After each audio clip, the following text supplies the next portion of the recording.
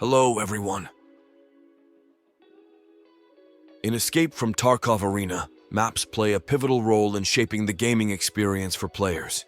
The success of a map hinges on its ability to provide an engaging and balanced environment for various classes.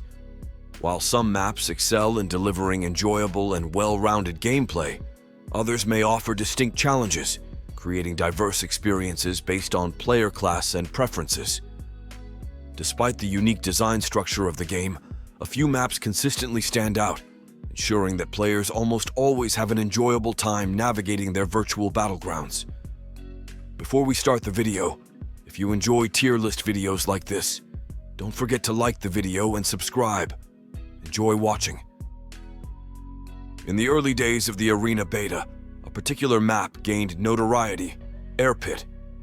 Drawing inspiration from iconic locations like Call of Duty Modern Warfare 2's terminal, it initially captivated players with its aesthetic reminiscent of Tarkov's gritty atmosphere. However, beyond its visual appeal, Air Pit falls short in various aspects. The map adheres to a consistent design philosophy seen across many Arena maps' edges, with choke points featuring ample cover, a central area or structure crucial for control, and a mirrored layout for both sides.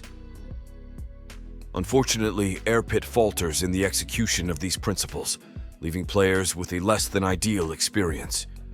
The focal point of contention lies in the airplane positioned at the map's center, the coveted control point.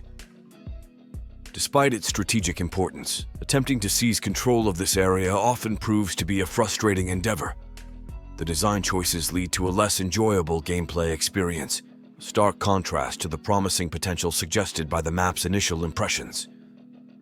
The map structure follows a pattern, mirroring layouts on both sides. While symmetry can contribute to fair competition, Air Pit struggles to strike the right balance, resulting in scenarios that feel unbalanced and less dynamic than desired. In essence, Air Pit, despite its visual allure, leaves much to be desired in terms of gameplay. The initial excitement generated by its aesthetics fades when confronted with the practical challenges and frustrations presented by the map's design choices. As players navigate the tight spaces and contested areas, the flaws become increasingly apparent, diminishing the overall appeal of Air Pit within the Escape from Tarkov Arena experience. As a result, I'm placing Air Pit in the C tier. Bay 5 stands out as the premier map in Escape from Tarkov Arena, offering an ideal playground that caters to all playstyles, regardless of class or preset. Whether you thrive in close-quarters combat or excel as a marksman, this map provides a dynamic and enjoyable experience. The inclusion of verticality and diverse line of sights across all ranges adds to the map's appeal. The strategic mix of concrete structures and shipping containers not only enhances the visual environment, but also contributes significantly to audio dynamics, creating a more immersive gameplay experience. Unlike some maps, Bay 5 minimizes the risk of falling victim to grenade explosions immediately upon spawning, allowing for a smoother start to each round. Similar to Equator, Bay 5 centers around a single objective point, but the comparison ends there. The map's larger size and extensive cover options make capturing the objective a challenging yet thrilling endeavor. Players must navigate a myriad of angles and contend with constant peeking, ensuring that securing the objective becomes a fierce battle of wits. This design aligns perfectly with the map's objective, compelling players into intense duels that ultimately decide the fate of each round. Gameplay on Bay 5 is characterized by its versatility, ranging from lightning-fast rounds where both teams clash in the middle to more strategic engagements focused on the map's periphery. Some rounds may extend until the cleanup crew arrives, with players hesitating to make the final move, highlighting the map's strategic depth and varied tactical possibilities. In essence, Bay 5 emerges as a well-balanced and engaging arena that consistently delivers excitement and challenge to players of all preferences and playstyles. As a result, I'm placing Bay 5 in the S tier. Bowl, touted as the most reminiscent map of Air Pit in the arena, unfortunately falls victim to an entirely distinct issue. While it successfully addresses some of the pitfalls in Air Pit's design, Particularly in the challenging yet rewarding control of the central chopper, it introduces a fresh set of challenges. Offering a well-balanced mix of close, medium, and long-range engagements with a visually diverse landscape, Bowl appears promising on paper. However, the inherent limitations of the preset system in Arena hinder its optimal functionality.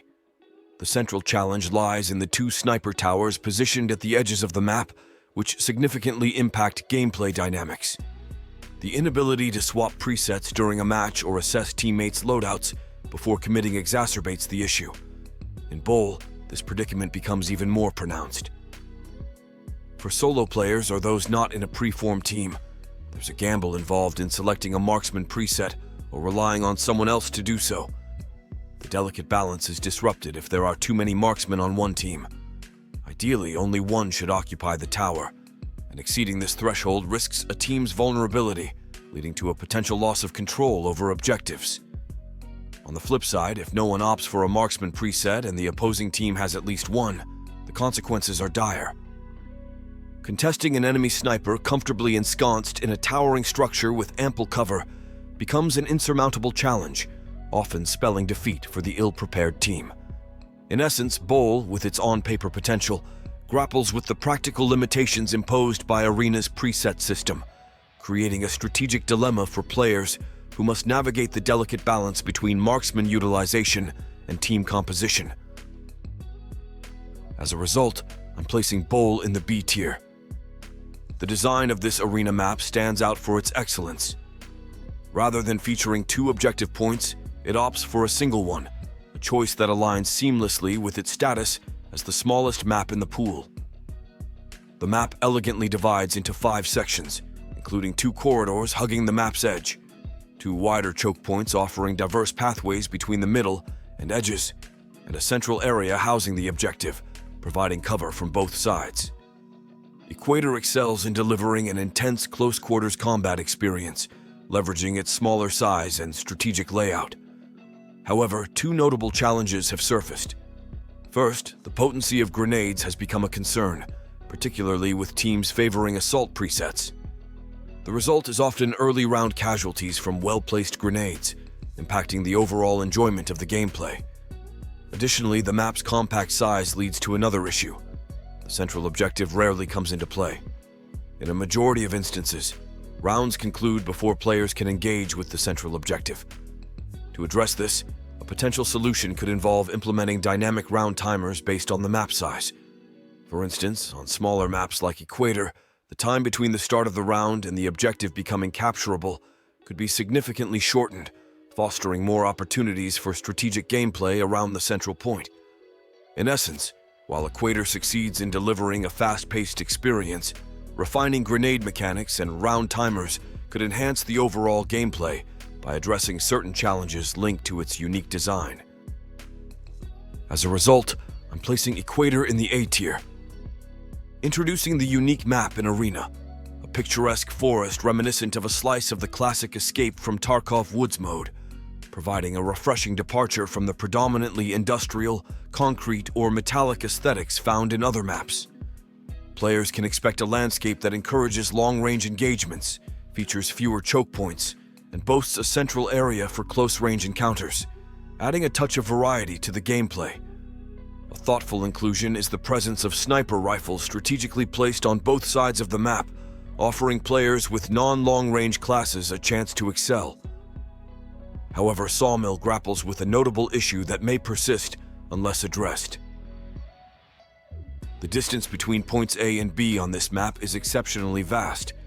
Given the 7-second timer to control a point, there's simply not enough time to traverse from one point to the other before the round concludes. Compounding this challenge is the lack of clear sightlines from the middle of the map to both points, making simultaneous control nearly impossible without exposing oneself to the entire map. This map teeters on the brink of excellence, but requires a critical adjustment, either in the form of repositioning the objectives or significantly extending the time required to control a point. As a result, I'm placing Sawmill in the A tier. The video ends here. In your opinion, which is the best map in Escape from Tarkov Arena? Write in the comments. and let's discuss. See you in another video. Don't forget to subscribe.